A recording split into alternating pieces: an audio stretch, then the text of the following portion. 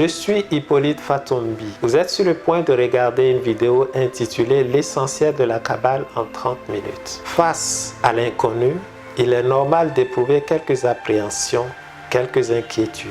Mais nous sommes certains qu'après avoir regardé attentivement cette vidéo, vous allez changer d'avis. Parce que nous avons, en des mots simples et accessibles, essayé d'expliquer ce que c'est que la Kabbale. Quel est le but et les méthodes utilisées par la Kabbale? Qu'est-ce que l'arbre de vie? Quel est le sens du nom imprononçable de Dieu? Pourquoi ce nom est-il dit imprononçable? Quels sont les mystères que regorge ce mot?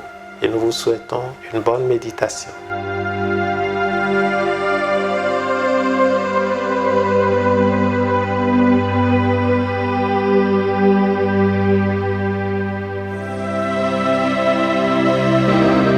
Qu'est-ce que la Kabbale?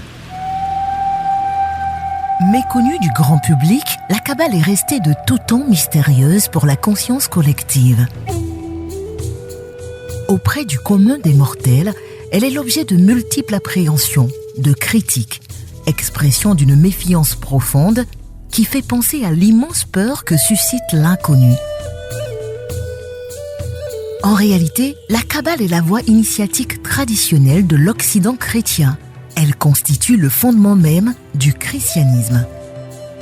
Toute la Bible est écrite à partir de la Kabbale, qui constitue la connaissance véhiculée par le peuple hébreu à travers le temps et l'espace.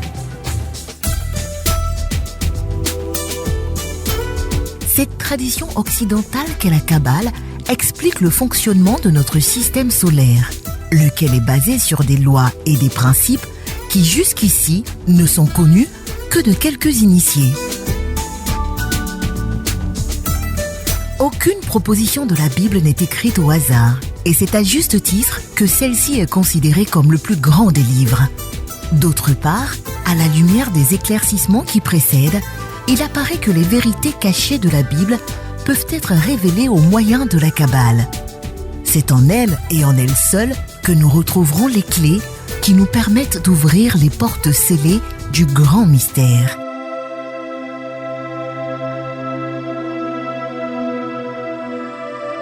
La Kabbale, but et méthode. Celui qui cherche la véritable paix du cœur, la tranquillité d'esprit, doit étudier la Kabbale, car la tranquillité d'esprit est le résultat de la certitude. Et la paix du cœur vient de la patience et de la foi. Sans foi, la science conduit au doute. Sans la science, la foi mène à la superstition. Les deux réunis donnent la certitude. La connaissance doit éclairer la foi. Et la Kabbale est cette connaissance, cette science qui permet à l'homme de devenir un pilier de l'édifice divin. L'essentiel de la Kabbale est résumé dans ce qu'on appelle l'arbre de vie. Qu'est-ce qu'un arbre de vie? L'arbre de vie permet de comprendre le processus de la création, car Dieu, l'absolu, ne peut être défini ni compris par l'être humain. Il est à ce stade ce que nous appelons le néant, rien.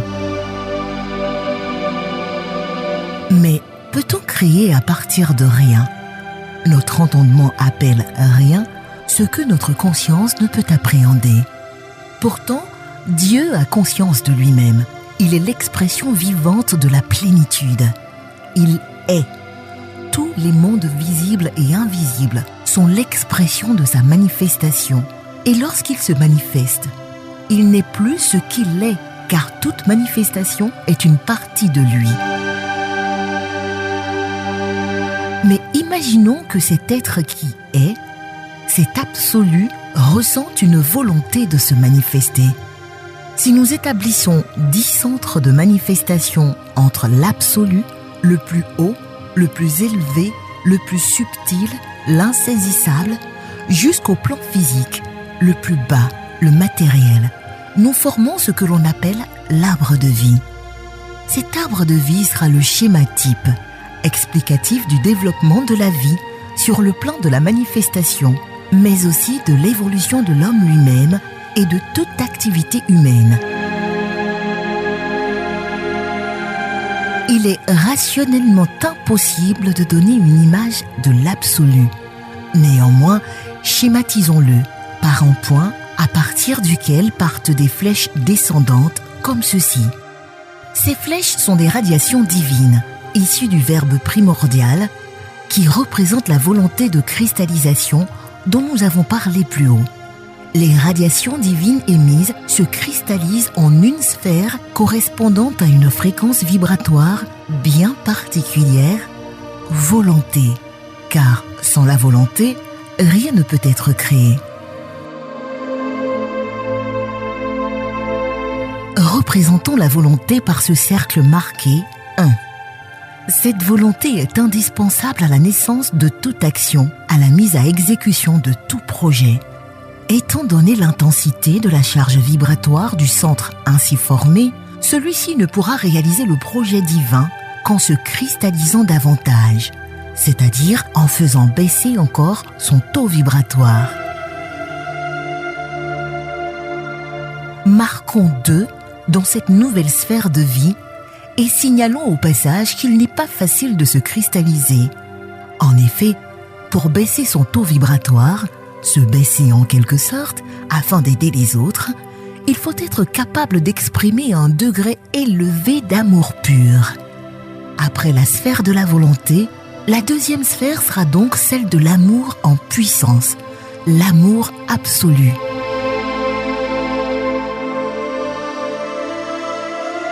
Avec ces deux sphères de vie, nous sommes dans un monde sans règles, où si elles existent, ces règles sont conformes au monde divin. Elles ne peuvent s'appliquer au monde inférieur à celui de Dieu, situé en dessous des vibrations divines. Cette deuxième sphère de vie devra à son tour baisser sa fréquence vibratoire pour s'adapter à des mondes plus matériels, devenir plus palpables, plus visibles et surtout tenir des imperfections humaines et garantir un certain ordre. Pour cela, elle devra se structurer, établir des lois. Naîtra alors une troisième sphère de vie que nous appellerons intelligence divine. Écrivons 3 dans cette sphère.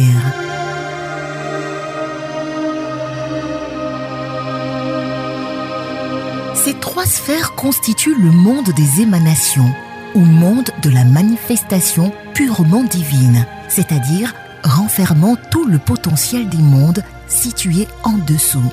Elles correspondent à un principe extrêmement important dans le christianisme, celui de la Trinité que forment le Père, le Fils et le Saint-Esprit.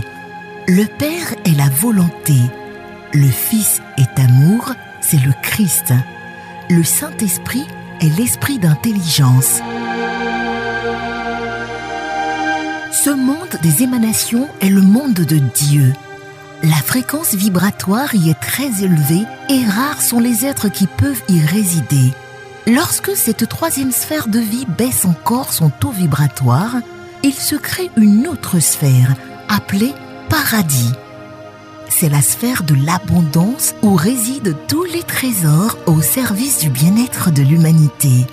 Inscrivons 4 dans cette sphère et appelons-la bonté ou abondance.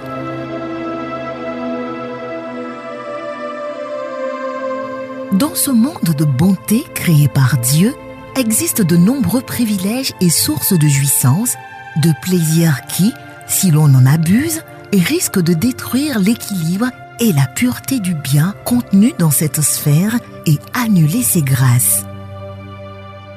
Aussi, faut-il arriver à y instaurer la loi de la sphère 3, restriction et sacrifice, qui permettra une certaine justice. Naît alors une 5e sphère de vie, appelons-la justice et marquons-la 5.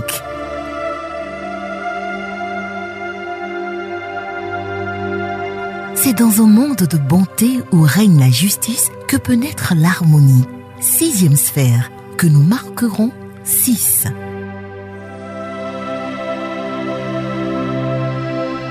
L'harmonie s'exprime par la beauté, qui, de son côté, en est le reflet. Cependant, l'harmonie est première. L'harmonie de la 6e sphère permet donc tout naturellement la naissance de notre 7e sphère, nommée beauté ou victoire. Marquons 7 dans cette sphère. Arrivé dans la sphère 7, généralement appelée victoire, Dieu peut estimer que son désir de réalisation est presque achevé. Pour donner à cette beauté toute sa profondeur, toute sa grandeur, toute sa noblesse, il l'exigera conforme au principe de vérité, car n'est véritablement beau que celui qui repose sur le vrai, c'est-à-dire sur les réalités fondamentales. Naît donc notre 8e sphère de vie, la vérité, marquant 8 dans cette sphère. L'œuvre achevée, il reste à lui donner un fondement solide sur lequel il pourra s'appuyer pour rester en vie. La 9e sphère sera donc le fondement, que l'on appelle aussi la pureté. Sans la pureté, sans intention dégagée de toute impureté ou malveillance, aucune création, aucune action, aucun projet n'est digne de l'Éternel. Inscrivons donc 9 dans cette sphère. La 10e sphère vient alors finaliser l'œuvre en matérialisant le rêve divin. L'essentiel de la Kabbale en 30 minutes. Vidéo déjà disponible sur le site www.guérachiel.com.